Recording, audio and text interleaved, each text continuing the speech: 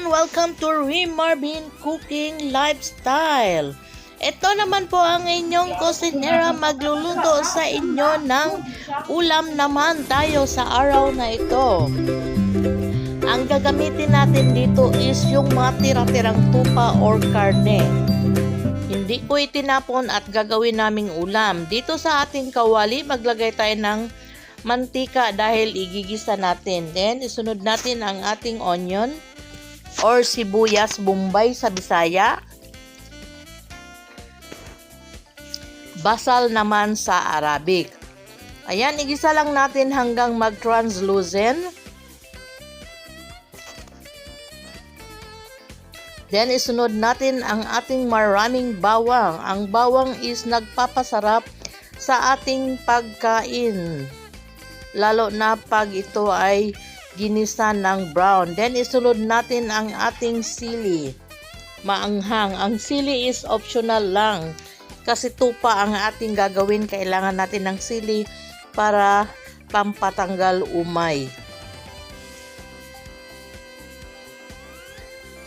Then, habang ginigisa, magdagdag tayo ng kunting asin, pampa-enchant flavor, at para panglasa sa ating niluluto. Then, maglagay tayo ng paminta.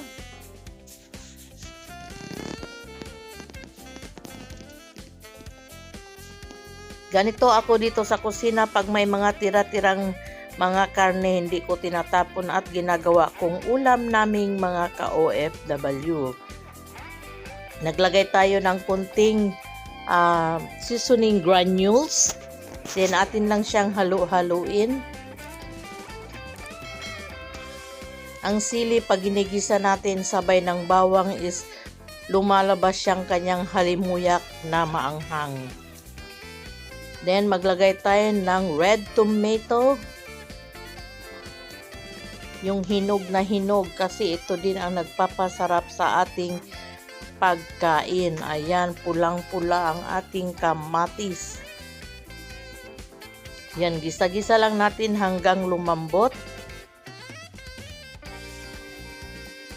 Lagay natin ang ating sitaw.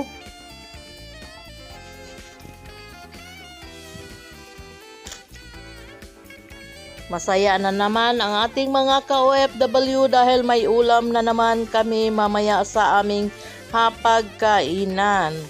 Kahit ang chopper namin na ibang lahi kumakain sa niluluto ko.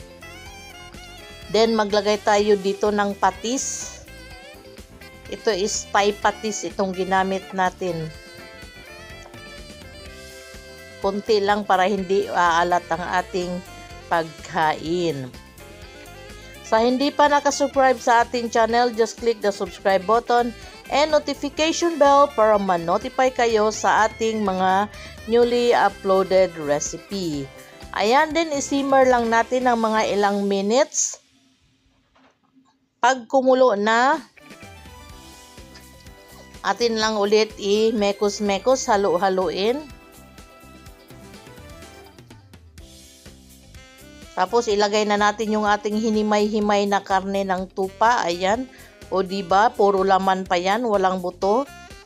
Kaysa naman itapon, di mapakinabangan lang natin na ulamin. Kailangan diskarte-diskarte tayo para may masarap na ulam tayo sa araw-araw. Ayan, igisa-gisa lang natin. Lalo na pag may party dito, yan, tinatabi ko talaga yung mga tira-tirang karne ng tupa. Hindi naman yan siya madumi. Malinis yan siya, buo pang karne. Tinatabi ko, nilalagay ko sa freezer. Tapos, pag gusto namin kumain, hinihimay lang yan namin at lalagyan namin ng gulay. Ayan, isimmer lang natin ng mga ilang minutes. Madali lang naman yan maluto kasi yung tupa is luto na yan. O ayan, diba? Kumukulo, umuusok-usok pa sa sarap ang ating ulam sa araw na ito. Tapos may Coca-Cola at saka white rice. Solve na naman ang ating mga kasama. Yan, atin lang yan siyang iganyan para hindi masunog ang ilalim.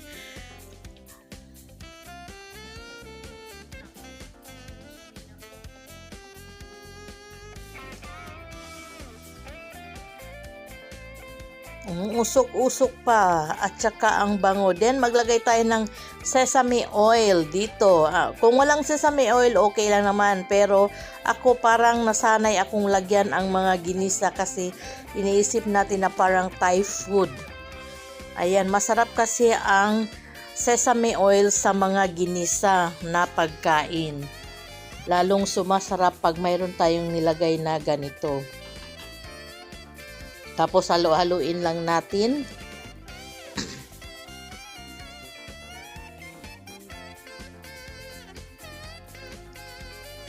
Ayan, kumusta mga kananay, mga ka-OFW, mga kainday, mga kalola, mga ka-berks, mga kalod, saan mang sulok ng mundo. Ayan, sa puntong ito, ilagay naman natin ang ating repolyo or white cabbage. Or sa Arabic is malfouf or krum.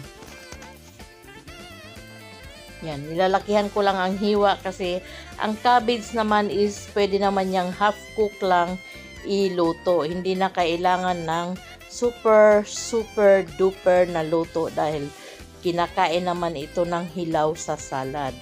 Ayan, ihalo-halo lang natin, mekos-mekos. Tapos, atin nang yung isimmer mga at least 1 minute or 2 minutes. Then, pwede na nating iserve sa ating mga kabayan. Happy tummy and happy na naman sila mamaya sa pagkain. Ganon lang talaga. Pag may kasama tayong mga ka-OFW, dapat sama-sama at magmahalan dahil malayo tayo sa ating mga pamilya at sa ating mahal sa buhay. Ayan, sa puntong ito is luto na. Pwede na yang i-serve with white rice. Ayan, maraming salamat. Bon appetit. Thanks for watching. Bye-bye. Enjoy your meal. God bless and be safe all. Bye.